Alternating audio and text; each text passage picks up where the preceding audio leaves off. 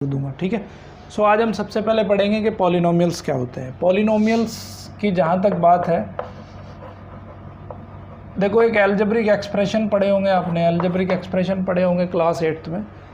नहीं पढ़े हैं तो मेरा लेक्चर जाके देख सकते हैं, लेक्चर चैप्टर नंबर 2 है, ठीक है, एल्जेब्रिक एक्सप्रेशन के ऊपर। सो पॉलिनोमियल में क्या होता है, देखो पॉलिनोमियल की सबसे बड़ी खास बात ये होती है कि वन वेरिएबल होता है, ठीक है, वन वेरिएबल। तो यहाँ पे जो हम डिस्कस करने वाले हैं वो वन वेरिएबल के बारे में डिस्कस करने वाले हैं। जैसे कि आपने कोई एक्सप्रेशन लिख दिया, तो x to the power 5 plus 3x square plus 3x plus 1, ठीक है, ये आपने कोई एक्सप्रेशन लिखा है। तो इसमें क्या होता है, देखो एक वेरिएबल इसमें यूज़ हो रहा है। वेरिएबल कौन सा है इसमें, x एक वेरिएबल है, ठीक है, x वेरिएबल यूज़ हो रहा है। तो आज हम जो यहाँ पे डिस्कस करने वाले हैं वो डिस्कस करने वाले हैं कि polynomials in one variable, okay. तो वन वेरिएबल का ही डिस्कस करने वाले हैं। ये ऐसे भी हो सकता था x square y plus x y cube plus y square plus something something and plus x y is equal to ये, ओके। तो ये भी एक पॉलिनोमियल हो सकता था, बट इसमें क्या डिफरेंस है, इसमें डिफरेंस ये है कि ये पॉलिनोमियल जो हमारा है वो टू वेरिएबल्स का पॉलिनोमियल है और ये पॉलिनोमियल हमारा वन वेरिएबल का पॉलिनोमियल है, ठीक है। तो हम जो डिस्कस करेंगे आज only one variable polynomial discuss करेंगे, क्योंकि आपके सिलेबस में वन वेरिएबल पॉलिनोमियल है।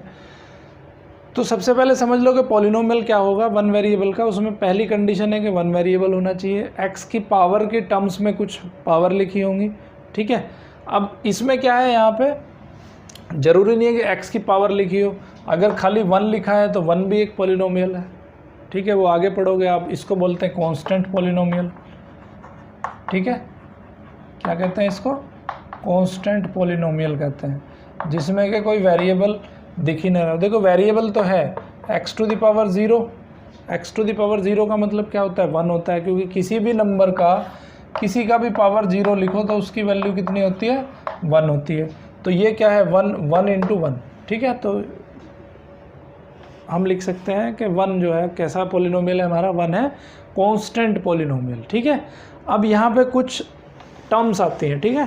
टर्म्स क्या आती हैं, देखो हर एक जितने भी इसके पार्ट होते हैं, ये सब पार्ट होते हैं, ठीक है, इनको बोलते हैं हम टर्म्स। ये सब क्या कहलाती है, इनको कहते हैं हम टर्म्स। ये है इस पॉलिनोमियल की टर्म्स। ये फर्स्ट टर्म है, ये सेकंड टर्म है, ये थर्ड टर्म है और ये फोर्थ टर्म है। सो कितनी टर्म्स है इसमें बच्चों, इसमें टर्म्स हैं आपकी टोटल 4, ओके। और इस जो यहाँ पे x लिखा हुआ है, ठीक है, x की कितनी भी पावर लिखी हुई है चाहे, उसके पहले एक नंबर लिखा होता है, उसके पहले एक कांस्टेंट नंबर लिखा होता है। सो उसको बोलते हैं हम कोफिशिएंट, ठीक है। तो यहाँ पे एक्स स्क्वायर का कोफिशिएंट कितना है, 3 है। x की 5 के पहले भी एक नंबर लिखा है, क्या लिखा है, 1, कुछ नहीं लिखा है मतलब वहाँ पे 1 है। तो x टू द पावर 5 का जो कोफिशिएंट है वो 1 है, एक्स स्क्वायर का कोफिशिएंट 3 है, x का कोफिशिएंट 3 है, ठीक है, और ये तो कांस्टेंट टर्म है, ठीक है। तो ये वाली जो टर्म है हमारी कैसी है, ये कांस्टेंट टर्म है, ओके। सो बात समझ आई। तो ये हो जाएगा coefficient of x square is equal to 3, coefficient of x is equal to 3, coefficient of x to the power 5 is equal to 1। बच्चों समझ आएगा कोफिशिएंट क्या होता है। कांस्टेंट पॉलिनोमियल मैंने आपको बता ही दिया ऑलरेडी कि कांस्टेंट पॉलिनोमियल कैसा होता है, ठीक है। तो और एक चीज़ और ध्यान रखने वाली बात है कि x की जो पावर होंगी that will be whole number, ठीक है। ये बहुत इंपॉर्टेंट बात है कि power of x must be a whole number, whole number होना चाहिए पावर ऑफ x, तभी उसको हम पॉलिनोमियल कहेंगे, ठीक है।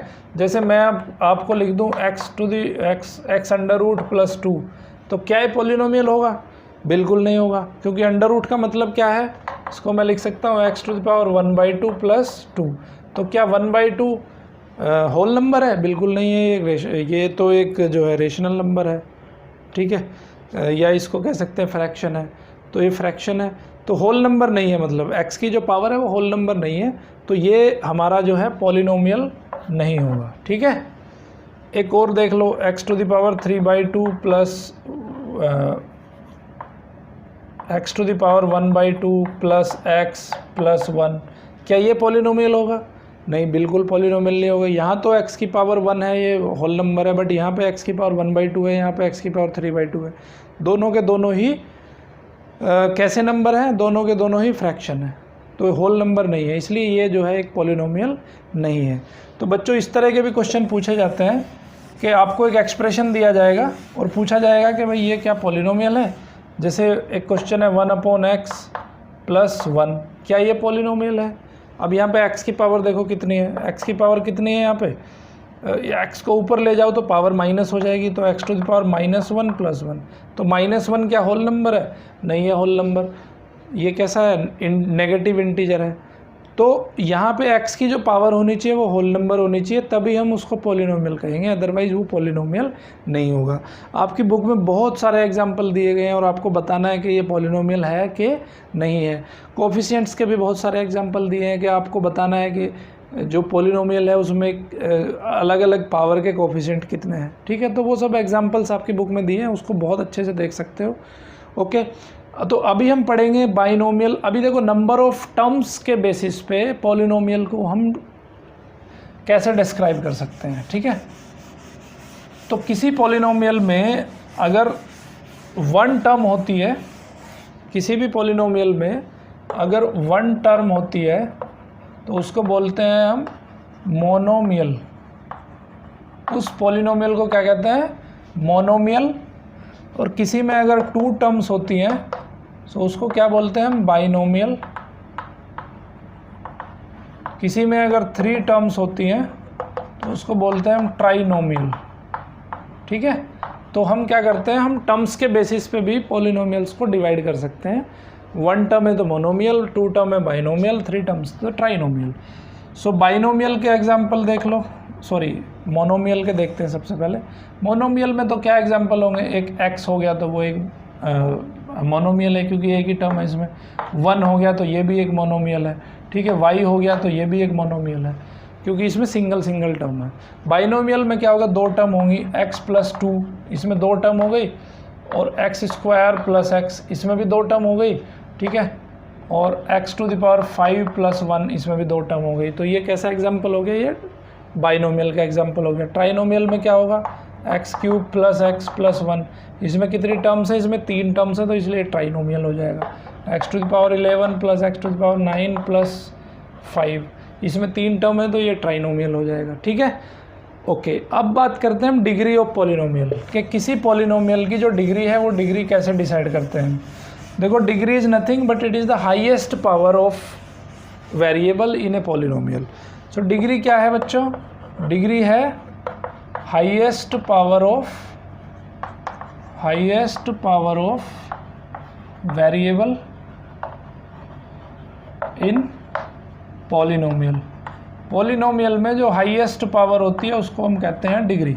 जैसे x to the power 5 plus x to the power 6 plus x to the power 3 plus 1, ये एक पॉलिनोमियल है, तो इसकी डिग्री क्या होगी बच्चों? देखो x की सबसे ज़्यादा पावर कौन सी है? x की सबसे ज़्यादा पावर है हमारी 6, तो यहाँ पे जो डिग्री हो जाएगी वो कितनी हो जाएगी? 6 हो जाएगी। x³ प्लस x प्लस 1, यहाँ पे डिग्री कितनी हो जाएगी बच्चों? डिग्री हो जाएगी यहाँ पे 3। एक और एक्सप्रेशन ले लेते हैं, y to the power 3 plus y to the power 19 plus 2, इसकी डिग्री कितनी हो जाएगी बच्चों? यहाँ पे y की मैक्सिमम पावर कितनी है? 19, तो इसकी डिग्री हो जाएगी 19। तो किसी भी पॉलिनोमियल की डिग्री हम इस तरह से फाइंड करते हैं, ठीक है। अभी on the basis of degree एक अलग से एक पॉलिनोमियल होता है। अगर किसी पॉलिनोमियल की डिग्री 2 हो तो उस पॉलिनोमियल को बोलते हैं क्वाड्रेटिक पॉलिनोमियल, ठीक है। तो क्वाड्रेटिक पॉलिनोमियल क्या होता है? क्वाड्रेटिक पॉलिनोमियल की जो डिग्री होती है वो होती है 2, यानी कि उसमें x² ही सबसे ग्रेटेस्ट टर्म होगी डिग्री की। तो क्वाड्रेटिक पॉलिनोमियल में डिग्री कितनी होती है? डिग्री होती है भाई 2। फॉर एग्जांपल x² प्लस 5, ये भी एक क्वाड्रेटिक पॉलिनोमियल है क्योंकि इसमें डिग्री कितनी है? डिग्री है 2। डिग्री कितनी है? 2 है। दूसरा पॉलिनोमियल एक ले लेते हैं, y² प्लस y प्लस 1, इसमें y की डिग्री कितनी है? y की डिग्री है 2, तो ये कैसा हो जाएगा? ये क्वाड्रेटिक पॉलिनोमियल हो जाएगा। तीसरा ले लेते हैं 2z² प्लस z प्लस 1, इसमें z का डिग्री कितना है, इसमें z का जो ये पॉलिनोमियल का डिग्री है 2, तो ये पॉलिनोमियल कैसा हो जाएगा, ये क्वाड्रेटिक पॉलिनोमियल हो जाएगा। ठीक है, ओके। एक और ले लेते हैं, a9 माइनस 9a² प्लस 1, तो ये इसकी डिग्री कितनी है, a² का हाईएस्ट पावर कितना है, यहाँ पे 2 है, तो इसकी डिग्री हो जाएगी 2। So these all are examples of a quadratic polynomial. ठीक है, अभी पढ़ेंगे हम zero polynomial and its degree. Zero polynomial कैसा होता है भाई, जीरो पॉलिनोमियल में कुछ नहीं होगा, सिर्फ जीरो लिखी होगी। ठीक है, उसमें जो टर्म होगी वो कोई नहीं होगी, सिर्फ जीरो होगी, सो उसको बोलते हैं जीरो पॉलिनोमियल। ओके, तो खाली क्या होगा, ज़ीरो लिखा होगा। अब मुझे बताओ कि ज़ीरो की डिग्री कितनी होगी। ठीक है, क्या x की कोई ऐसी पावर हो सकती है जिसका आंसर जीरो आए, x की कोई एक ऐसी पावर हो सकती है कि जिसका आंसर जीरो आए, बिल्कुल नहीं हो सकती है। ठीक है, दैट इज़ नॉट पॉसिबल। तो जब ये पॉसिबल नहीं है तो ज़ीरो का कोई डिग्री नहीं होता। ठीक है, तो zero polynomial doesn't have a degree, doesn't have a degree, उसकी कोई डिग्री। पॉलिनोमियल की वैल्यू किसी पर्टिकुलर नंबर के लिए फाइंड कर सकते हो आप। सो मैं x की जगह पे क्या रख रहा हूँ, x की जगह पे 1 रख रहा हूँ। सो 1 जब हम रखेंगे तो क्या आएगा, 2 × 1² माइनस 3 × 1 प्लस 1, तो ये कितना हो जाएगा बच्चों, 2 माइनस 3 प्लस 1, 2 प्लस 1 3, 3 माइनस 3 आ जाएगा 0। तो आपने क्या देखा है यहाँ पे 1, जैसे ही आपने x की वैल्यू 1 रखी तो p की वैल्यू कितनी है, पॉलिनोमियल की वैल्यू कितनी होगी, 0 होगी। तो हम क्या कह सकते हैं, हम कहते हैं कि 1 is a zero of px। ठीक है, px जो पॉलिनोमियल है उसका 1 एक ज़ीरो है। ठीक है, मतलब x की जगह पे अगर 1 को रख देंगे तो पॉलिनोमियल की वैल्यू क्या हो जाएगी, 0 हो जाएगी। सो इसको कहते हैं ज़ीरो ऑफ ए पॉलिनोमियल। ठीक है, अब मैंने आपको एक चीज़ और बताई थी कि इसमें डिग्री कितनी है, इसमें डिग्री इस पॉलिनोमियल की है 2। सो किसी पॉलिनोमियल में जितनी डिग्री होती है उस या तो नंबर ऑफ जीरो उस डिग्री के इक्वल होंगे या उससे कम होंगे। ठीक है, उससे कभी भी ज़्यादा नहीं हो सकते। So number of zero is always lesser than और equal to the number of degree, जितनी उसकी डिग्री होगी उससे कम या उसके बराबर नंबर ऑफ जीरो होंगे। ओके, अभी कोई दूसरी वैल्यू इसमें रख के देखते हैं कि किसी दूसरी वैल्यू के लिए क्या ये जीरो हो सकता है। सो हम यहाँ पे x की वैल्यू 2 पुट करके देख लेते हैं। 2 पुट करेंगे तो क्या होगा, p की वैल्यू 2 पे फाइंड करेंगे तो क्या होगा, 2 × 2² माइनस 3 × 2 प्लस 1, तो कितना आ गया भाई, 2 × 4 माइनस 3 × 2 प्लस 1, कितना हुआ 8 माइनस 6 प्लस 1, कितना हुआ 9 माइनस 6, तो कितना वैल्यू आया, 3 वैल्यू आया। सो इसका मतलब है कि 2 इसका जो है जीरो नहीं है। ओके, एक वैल्यू और ट्राई कर सकते हैं हम 3 भी ट्राई कर सकते हैं। 3 की वैल्यू 3, x = 3 रखो, 2 × 3² माइनस 3 × 3 प्लस 1, कितना हो गया, 3² हो गया 9, 9 2 × 18, 18 माइनस 9 प्लस 1, कितना हुआ 19 माइनस 9, तो कितना वैल्यू आया, 10 वैल्यू आया। ठीक है, देखो बच्चों लोअर क्लासेस में आप पढ़ चुके हो कि पेयर बना के इसको जो है फैक्टराइज कैसे करना है, इस एक्सप्रेशन को, इस एल्जेब्रिक एक्सप्रेशन को हमें फैक्टराइज कैसे करना है, ये क्लास 8 में आप पढ़ चुके हो। ठीक है, बाई मेकिंग पेयर्स, पेयर बना के हम उसको कैसे सोल्व कर सकते हैं। सो किसी पॉलिनोमियल का ज़ीरो हमें सबसे पहले इस एक्सरसाइज का मीनिंग क्या है, इस एक्सरसाइज में हमें क्या करना है कि कोई एक पॉलिनोमियल दिया होगा और हमें फाइंड करना है कि ये पर्टिकुलर नंबर उसका जीरो है कि नहीं है, और किसी पॉलिनोमियल की वैल्यू किसी पर्टिकुलर नंबर पे कितनी है। ठीक है, तो आपका एग्जांपल नंबर 2 यही दिया है कि आपको फाइंड करना है कि px एक पॉलिनोमियल दे दिया और आपको फाइंड करना है कि x = 1 पे उसकी वैल्यू क्या होगी, y = 2 पे उसकी वैल्यू क्या होगी। तो उसकी x की वैल्यू रख के आपको बताना है कि पॉलिनोमियल की वैल्यू जो है कितनी होती है। ठीक है, सो ये इजीली कर लोगे आप, बहुत इजी है।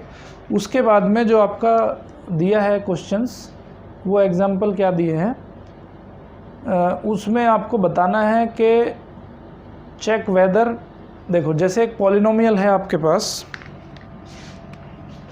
एक एग्जांपल ले लेते हैं। एक पॉलिनोमियल हमने लिया x² माइनस 5x प्लस 4। ठीक है, x² माइनस 5x +4। तो इसका अब हमें चेक करना है। हमने आपको 2 नंबर दिए, x की वैल्यू रखी 1 2 3 4 5, ठीक है। x की वैल्यू आपको क्या रखनी है, 1 2 3 4 5 रखनी है और बताना है कि इसमें कौन सा इसका ज़ीरो है। तो सबसे पहले हम क्या करेंगे, ये एक पॉलिनोमियल है px = इतना, तो हम क्या करेंगे p1 चेक कर लेंगे। p1 कितना आ जाएगा, 1² - 5 × 1 + 4 कितना आ जाएगा 1 - 5 + 4, 1 + 4 5, 5 - 5 0। इसका मतलब क्या है कि 1 इसका ज़ीरो है। उसके बाद क्या करेंगे, p की वैल्यू 2 पे रखेंगे, x की वैल्यू 2 रखेंगे, तो ये हो जाएगा 2² - 5 × 2 + 4 कितना हो गया 4 - 10 + 4, तो ये हो गया 8 - 10 दैट इज़ -2। तो इसका मतलब 2 इसका ज़ीरो नहीं है, ठीक है। अब हम 3 पे चेक करेंगे, तो p 3 पे चेक करा तो 3² - 5 × 3 + 4, सो 3² हुआ 9, 9 - 15 + 4, 9 + 4 13 - 15, तो ये वैल्यू आ गई -2। इसका मतलब 3 भी इसका ज़ीरो नहीं है। अब हमने 4 पे फाइंड करा, p4 क्या आ जाएगा 4² - 5 × 4 + 4, तो 4² 16 - 20 + 4, 16 + 4 20, 20 - 20 आ गया 0। इसका मतलब 4 भी इसका एक पॉलिनोमियल है। और देखो मैंने अभी आपको क्या बताया कि इसके 2 पॉलिनोमियल 2 ज़ीरो आ चुके हैं और इसका डिग्री कितना है 2 है, तो इससे ज़्यादा इससे ज़्यादा इसके ज़ीरो नहीं हो सकते हैं। तो जब इससे ज़्यादा ज़ीरो नहीं हो सकते हैं तो 5 को चेक करने की भी ज़रूरत नहीं है, ये इसका ज़ीरो हो ही नहीं सकता क्योंकि 2 इसके ज़ीरो ऑलरेडी हो चुके। लेक्चर पूरा देखा आपने, आई होप कि आपको बहुत अच्छे से मैं समझा पाया होऊंगा। तो अगर इस चैनल में आगे भी आपको अपडेट चाहिए तो मेरे चैनल को लाइक करिए, शेयर करिए, सब्सक्राइब करिए और ज़्यादा ज़्यादा लोगों तक इस मुहिम को पहुंचाइए जिससे कि मैक्सिमम लोगों तक बेनिफिट पहुंच सके। Thank you very much. देखते रहिए मैथ किंग मेकर।